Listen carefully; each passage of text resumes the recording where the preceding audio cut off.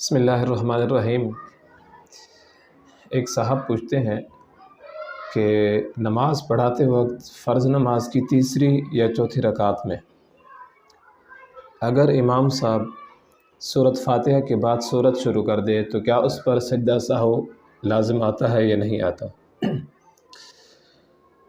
تو یاد رہے کہ فرض نماز کی تیسری اور چوتھی رکعت میں سورۃ فاتحہ پڑھنا بھی واجب نہیں ہے بلکہ سنت ہے۔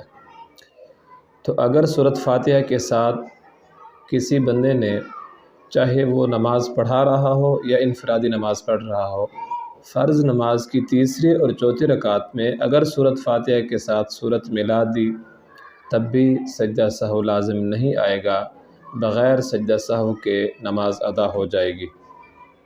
ایک دوست نے سوال پوچھا ہے کہ اگر کوئی بندہ نماز پڑھتے وقت یا نماز پڑھاتے وقت، رکوع کو جاتے وقت یا سجدے کو جاتے وقت یا رکوع سے اٹھتے وقت یا سجدے سے اٹھتے وقت تکبیرات اگر بھول جائے تو کیا اس پر سجدہ سہو لازم آئے گا؟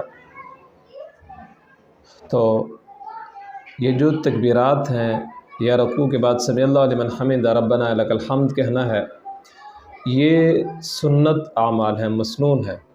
ان کو تکبیرات تنقیلات بھی کہتے ہیں، یعنی رکوع سے سجدے کو جاتے وقت، سجدے سے سر اٹھاتے وقت، یا پھر دوسرے سجدے سے دوسری رکعت کے طرف آتے وقت، یا دوسری رکعت کے اتحیات سے تیسری رکعت کی طرف آتے وقت، یہ سنت ہیں۔ اگر کسی بندے سے رہ جائیں تو اس پر سجدہ سہو لازم نہیں آتا، بغیر سجدہ سہو کی نماز ہو جاتی ہے۔